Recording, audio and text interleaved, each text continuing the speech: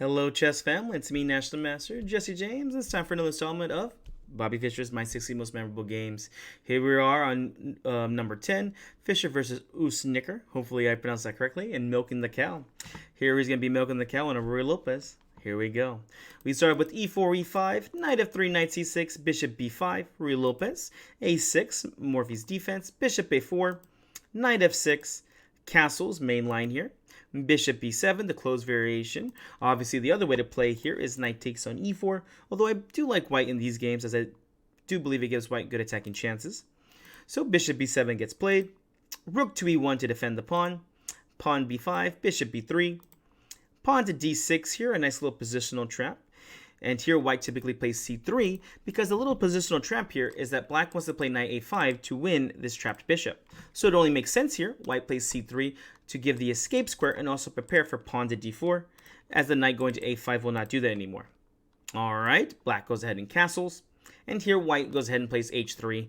You could go ahead and play something like d4 right away here, although when you're fighting over this d4 square, a good idea for black now is to play bishop g4, because, well, the idea is to take on f3 and pawn takes on d4 here. Although white does have a good game here, there's really no need to allow this to happen, and there's some traps here. For instance, after bishop e3, it looks like the pawn is unprotected, but be careful. After knight takes e4, bishop to d5, well, white's just doing well here, right? With that being said, well, here white just goes ahead and sidesteps all these side little variations and just plays pawn to h3. Knight a5 here. This is the Shikoran variation. The idea is to play the knight a5 to get a tempo off the bishop because, well, white's trying to play pawn to d4. We're going to play pawn c5 here to attack over here in the center. Bishop c2, of course. Pawn to c5. We're not out of theory yet, guys. Pawn to d4. Queen c7 here, defending the e5 pawn. Knight b to d2. Here we see the very nice Steinitz knight maneuver. The idea is that, well, if you're a good Ruy Lopez player, you do not take on d4 right away, just like in some lines in the French defense. If you do take right away and allow this idea to happen, well, the knight can go to its best square on c3. So the rule is we are going to take on c3, but wait till the knight goes to d2, and then you can go ahead and take. Bishop d7 got played. Knight to f1, rook to e8. Knight to e3 here. The knight finishes up with Steinitz defense idea, Steinitz knight maneuver, either going to d5 or to f5 here, and pawn g6 here. Black has plenty of opportunities to take on d4, which is a decent move because after c takes, the rook can come to c8. Now white does hold a pleasant little advantage here, but, well, there's no need for this to happen, at least as far as black is concerned. He can take whenever he's ready. And so the game continued with pawn g6, a nice idea. The idea here is, well, most of the time white is going to keep the center closed and then go for kingside attack. Vice versa for black, black wants to open up the center and then attack on the queen side. So this g6 idea is to try and bring the bishop back to f8 to g7. You want to defend here and then stop the kingside attack. Well, be careful, even though you want this, well, there's still plenty of attacking ideas, and Fischer comes up with a really interesting one, especially for back in the day. After pawn takes, knight to h2 here. An interesting idea. It looks like Fischer's planning on putting his knight to g4 right here and attacking on the dark squares. Again, attacking against a fianchetto is very hard, so I applaud Fischer for even coming up with these kind of ideas. Rook a to d8. We're still not out of theory yet. Queen to f3. Bishop to e6. And knight to g4. And this is one of Fischer's ideas. He really wants them to take over here so that we can open up this position. So after knight takes, we don't take back with the knight, we take back with the pawn here. After knight takes g4, well, black can just go ahead and, well, what do you play here in this position? Yeah, you can just go ahead and take on g4 here. H takes on g4, and then, I can't say that I like this position too much. Remember, whenever you are attacking, you want to try and keep as many pieces on the board as possible, unless you're getting rid of some key defenders. So h takes g4 here, keeping the knight on the board. There's good squares like d5 or even f5 in this position. I really like the way this game ends because it ends with a nice tactic. Alright, queen c6 got played here, over protecting for the d5 square. And here we go, pawn to g5. You can see here that he's annexed some squares here with h6 and f6. This knight going to g4 can become even stronger here. So this light square bishop is one of the key defenders for this position. Knight c4 got played. Knight to g4 here. Of course, taking on c4 is only something good for black here. Of course, he won't take with the pawn. Although, I wouldn't say it would be that terrible to take back with the pawn, but he'll take back with the bishop. And now you can see, well, this pawn is kind of in the way here, and I'm not sure how you'll keep conducting this attack. Notice here that a lot of the main squares are being defended here, though. With that being said, we might as well grab the bishop here. Knight to g4, bishop takes, queen takes, and here the d2 square is one of the weak squares and also on b2. Here Fischer has the bishop pair and is hoping that he can convert this to a winning idea. All right, f6 got played, and this is actually one of the weaknesses here. Remember, by making these kind of pawn moves, you're actually making your king weak around here. Although there's no forced win in this variation, again, it's just going to be creating weaknesses and weaknesses that Fischer can take advantage of. All right, well, let's get this king weak. G takes on f6, bishop takes on f6, and a4 here. Play on both sides of the board. Here, there really is no way into black's position, so a4 here is going to go ahead and try and open up the queen side. Remember, you have the bishop, pair, and rook, so trades are going to be good here for you. One of the biggest weaknesses that black has in this position is the knight here, as it's going to take a little while for it to maneuver all around. All right, knight back to b6, pawn takes, and black, of course, is going to try to keep this position closed. Bishop to e3, rook to a8, and rook to d1. Here, Fischer says, you're going to give me some kind of open line here, and hopefully I'll be able to create some good counterplay to start the attack. All right, here we go. King to h8 got played. Pawn to b3, nice and subtle here. Bishop to g7, and queen to h4.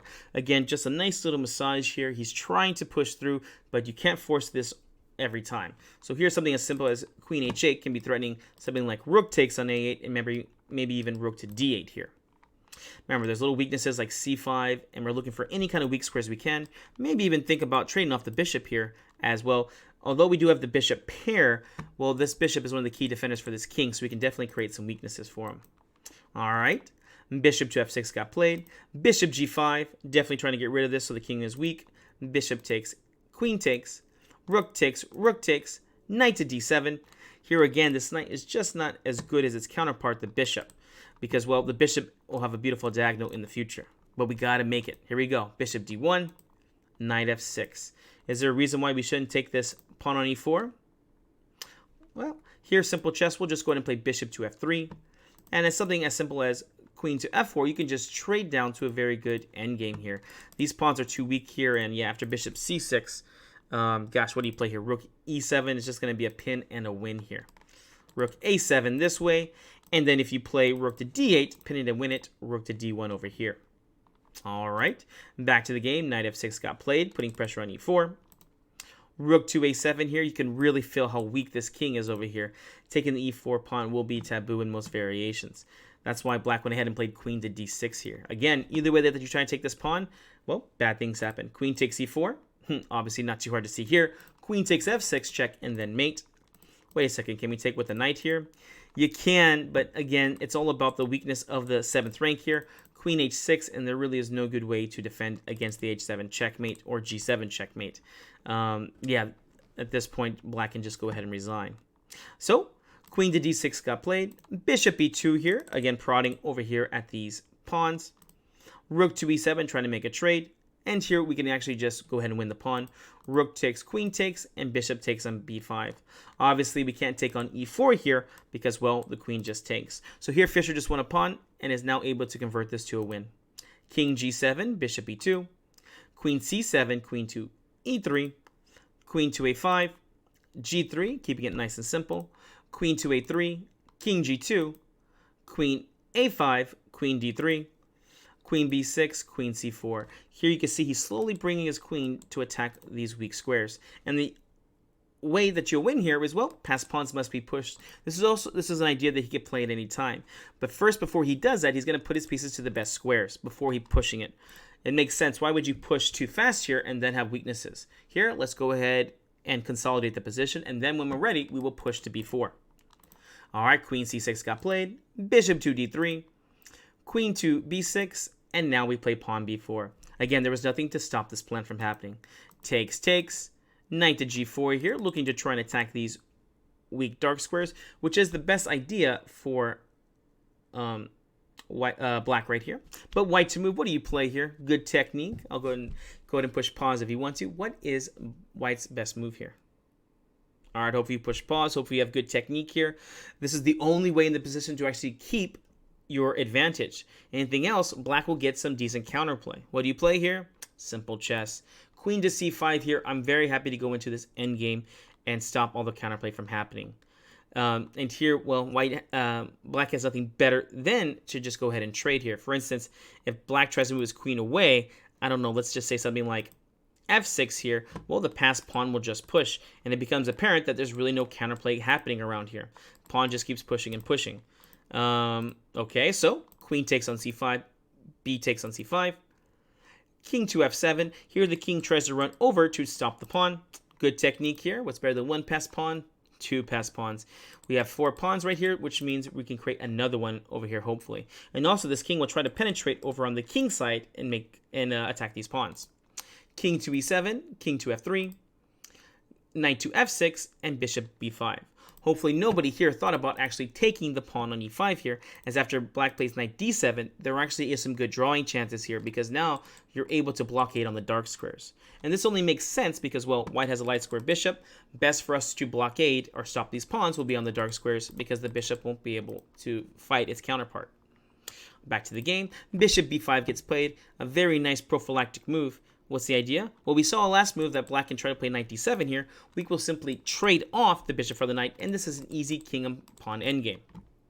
All right, king over to e6, bishop c4 check, king to e7, and pawn to c6 here. These moves always get me a little bit nervous, but here a nice trap has been played. Black plays knight e8.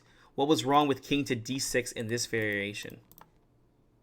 Simple chess. At this point, you either lose a piece or you allow the queening. F takes on e5 check, and this king is just getting forked over here. Of course, if you take pawn c7, and this pawn is just going to run away. So knight e8 got played, again trying to block on the dark squares over here. And we take on e5 now. Last move it was good, this move it's bad. Why? We're taking away squares for this knight, and well, here, although they are double pawns, they're controlling lots of squares. This king is having a hard time even getting next to this pawn.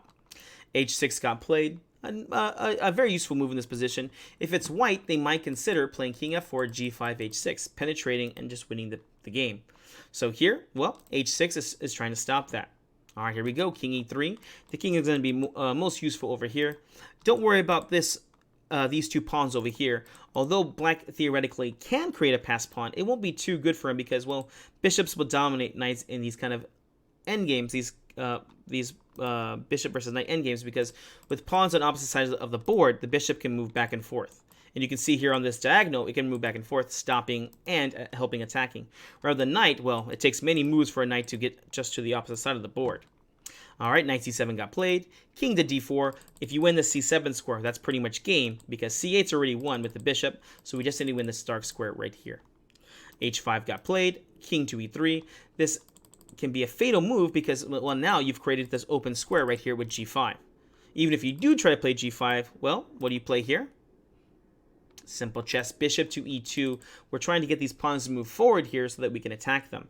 And if g4 gets played, well, the king simply just runs in and these pawns will be lost. What else can we do here? Well, black had nothing better. He went ahead and tried h4. And now pawn takes, bishop c4. Of course, if the pawn pushes, the bishop can go back and just blockade. So something like h3. Oh, let's not even use our bishop. Let's just use our king. King f3. And, well, what is black play here? The king cannot make progress because although these are double pawns, they're taking away all the good squares over here. So the king will just run over and grab this pawn and then run back over to help push the pawns forward. Knight e8 got played. King f4. King over to d8. The new idea now is maybe we can run our king to c7 and then run on c6. Not going to help at all. King g4, king c7, and bishop to f7. Here at this point, the knight is pretty much checkmated. All right, what else to do? The knight has to go to g7. King takes on h4. King takes on c6. And now the final king march, king g5, and black resigns. At this point, the knight is successfully trapped, and the king is going to take too long to run over here to even try to win these pawns. A sample line will be something like king to d7, king f6, knight e8 check, the only way to try and save the knight, but this goes into an easy zugzwang or a position where you have the correct tempo. Bishop takes on e8, our opposition as it's known. King takes on e8 and king to e6. Well, guys, hope you enjoyed this nice game by Fischer. I'm milking the cow. Looks like it's just regular old work. All right, we'll see you in the next one.